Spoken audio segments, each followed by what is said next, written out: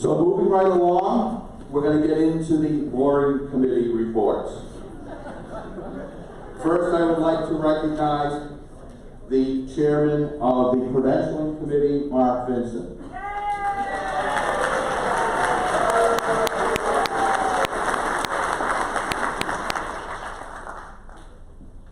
Thank you very much, Mr. Chairman.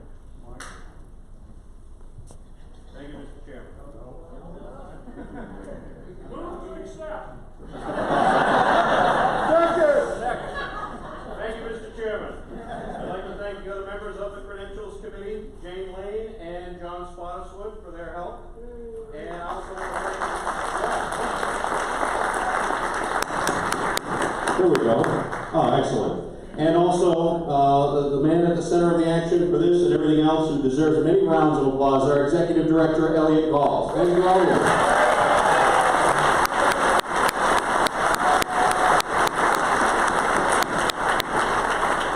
Mr. Chairman, we currently have 477 members of our New Hampshire Republican State Committee, and here today, credentialed, we have 368.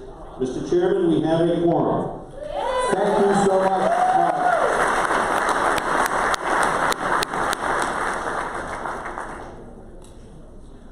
We'll now move on to Wayne McDonald, Chairman of the Rules Committee. Excuse me. I left out one part. I will need a recommendation on the report of the Credentialing Committee. All those in favor? Aye. All those opposed? Unanimous. Thank you, Mr. Chairman. Wayne McDonald for the Rules Committee. In addition to myself, the committee was comprised of Alan Glassman and Ray Chadwick. The rules were posted on the State Party website after the Executive Committee meeting of January 13th, and I move for their adoption. Second. Is there any discussion? Hearing none. All those in favor say aye. Aye. All those opposed? Put the spotlight on that young man over there. It is unanimous. You can continue.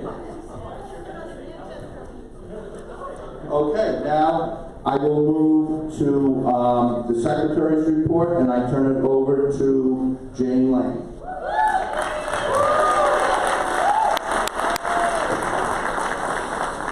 Good morning. I have minutes that are 5.5 pages long of the meeting on January 26, 2019 at Pinkerton Academy in Derry, if you'd like me to read them. motion to accept. Which gusto? I will entertain a motion to accept. Second. Discussion. All those in favor? Aye. All those opposed? Excellent. I will now invite Rob Casper to give us the treasurer's report. Good morning. What a great day to be alive in New Hampshire. So, treasurer's report, 2018 audits done, completed, no issues there. 2019 will now roll into the start of this year. You ended last year with $158,000 in the bank. Now, it sounds really good, but $143,000 of it is for state, which sounds really good to everybody here, right? But we have a very low amount on the federal level. So what does that mean? It means if we're going to support at the federal level, we need to get more money in. So everybody has seen these cards, right? So if we just had 100 of you sign up at $10 a month, it would pay for our staff here in New Hampshire. And think of the great job that they're doing. Getting out the vote, both on the local level for our state reps, state senators, but also in congressional districts, and a Senate race that we got that's coming up, right? So if everybody could please take a look at that. If you're not willing to do it or can't do it, and financially can't do it, but you know somebody in your group that can, or out in your area that can, it's a Republican. Please have them sign up and help us out. That's all I got.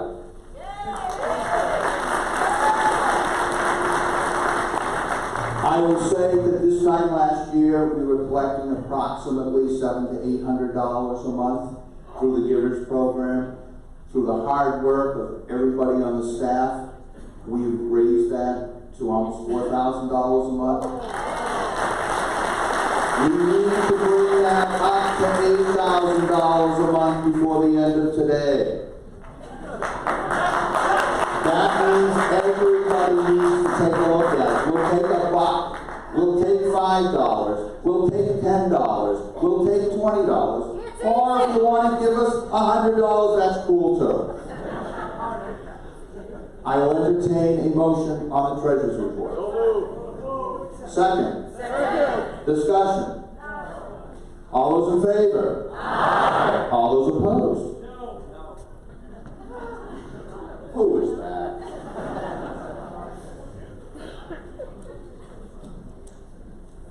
All right, we now turn to our National Committee Women's Report from Juliana Bergeron.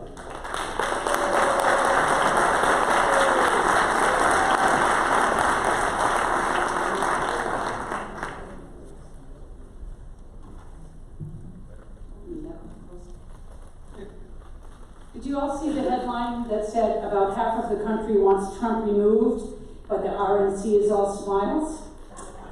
So maybe we know something the press doesn't, right?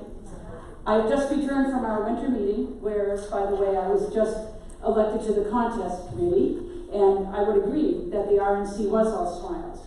The RNC is responsible for 3 things: developing and promoting our platform, check; fundraising nationwide is going on like it never has before; and electing Republicans, which is always a work in progress. In New Hampshire, my position includes also 3 things. 1, protecting our first in the nation status.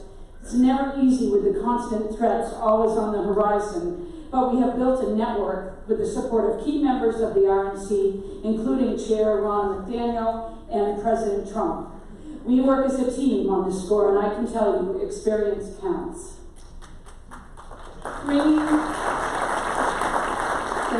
The second thing is bringing in fund services and staff from the RNC. The RNC is committed to New Hampshire. Funding started early, and we had boots on the ground before any other state. WinRed, the new conduit PAC designed to compete with the Democrats' Act Blue, was up and running in July. $30 million was raised the first quarter, $70 million during the last quarter of 2019, and the average donation to WinRed is $46, something I think all of us can do. New Hampshire GOP is participating as it offers the opportunity for campaigns to fully leverage investments. So finally, like the RNC, we come full circle back to the reason why both the RNC and New Hampshire GOP exist. We exist to elect Republicans. Let's talk about that a little. Remember the turf program the RNC rolled out in 2016? I know a lot of you participated. Turnout was 15% higher in areas that used the turf program. As a state committee member, there are really only a couple of things required of you. One is to attend this meeting. The RNC would like the state committee members and candidates to also be a part of the turf program. We're going to need turnout in 2020, so each of you should be a team leader for the ground game. Your job would be to help us turn out the vote. Again, bringing us back to the core reason for being, to elect Republicans.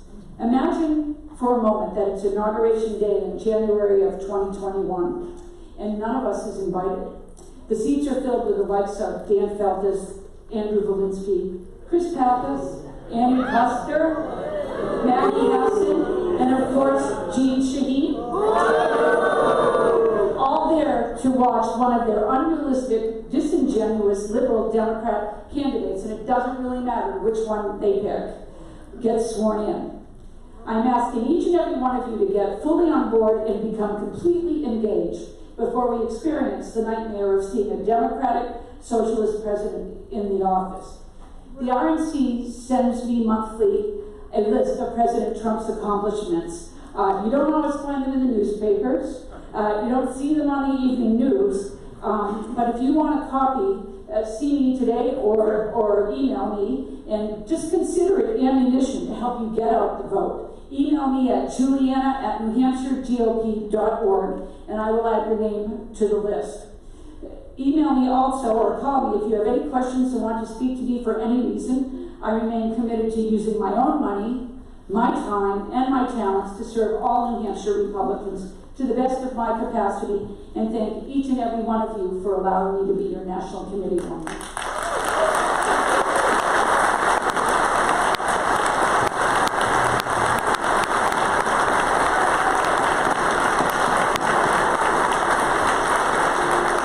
I will entertain a motion to accept the National Committee Woman's report. Second? Discussion? There we go. Thank you, Al. I challenge everyone. All those in favor? Aye. All those opposed? Motion carries. And I want to thank Al, who just signed up for the Givers Program. So I can start over here. Rob's ready to... Moving along, we now have our National Committeeman, Steve Dupree, to provide his report. Thank you, Mr. Chairman. Hello, Republicans. I know we're pleased to focus on something a little different, money. Our party is in great shape as we head into this election. In last year, we raised $241 million, and our anticipated budget raise was $150 million. Make no mistake about it, that is because of the fundraising efforts of our President, Donald Trump. He has raised more money for the Republican Party than any Republican president in history, including Ronald Reagan. The Democrats don't like to hear this, but we have more low-dollar donors, that is less than $100, than their party. We also have some other bad news for those guys. As of December 31st, the Democratic National Committee had raised $93 million compared to our $240. As of December 1st, we had $63 million of cash on hand and not a penny of debt. That's sort of a Republican theme. The Democrats, on the other hand, had $8 million of cash on hand and $6 million of debt. Yeah, that's how they do their math anyway. The National Committee broke fundraising records 11 consecutive months in a row for a non-election year again, all because of President Trump and hard work by the committee, but mostly President Trump. Factoring in debt, we have 33 times the amount of cash on hand as the Democrats. Now let's talk about this year. We have set an aggressive budget to raise $374 million, and we think we will outraise the Democrats by a similar ratio to what we did last year. The other thing that has happened, which has completely helped our fundraising, has been the complete integration of the Republican National Committee with the Trump campaign. We're all raising the money together, and that has worked unbelievably well. A couple other items. You remember in 2012 when candidate Romney tried to launch a database called Orca and never quite got off the beach. But that's always been a challenge for Republicans because building a good database costs tens of millions of dollars. And up until then, we had relied primarily on our presidential candidates to develop our database. In 2013, when Reince Priebus was chairman, I was on the budget committee, we made a gamble. We said we're going to spend $50 million and build the best database politics has ever seen. That $50 million has been added to quite a bit. I think we're about $100 million. And today we have the best database that is available in politics. And by the way, it is available to every single candidate in New Hampshire, running for county office, state rep. If you don't use it, you are wasting a resource. We have more Trump staff on the ground than any other New England state, and this is a state we need to win for the president. We continue to get substantial financial support from the RNC directly, and we will do so going into this next year. The last item I want to mention is the Rules Committee. The Rules Committee are the ones who control the fate of the New Hampshire primary. As you know, up until 2012, both parties were content to let the Secretary of States of the different states jockey and sharp elbow to see when we went. Some of you remember the January 8th primary in 2008. Bill Gardner did a fabulous job. But the Supreme Court of the United States has ruled, as it should, that political parties are private organizations and we can set our own rules. What that means, no pun intended, is that party rules trump state law, and therefore, if the RNC, if a majority of the RNC were to pass a rule banning our primary, they could prohibit any candidate from showing up here at pain of not being able to be nominated. So our fight of all three of us, all the time, is to lobby to make sure there is never a majority support for such a bad idea. We know how important this primary is, not just to New Hampshire Republicans, but for democracy.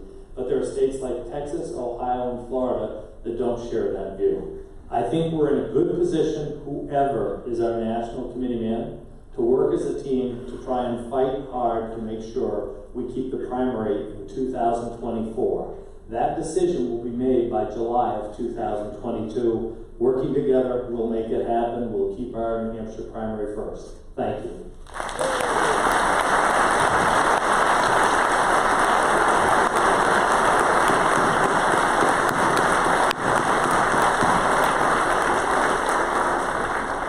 Thank you, Steve, for all the hard work you've done. I will now entertain a motion. Motion. Second. Discussion. Seeing none, all those in favor of accepting the National Committee Man report, say aye. Aye. Those opposed? Motion carries.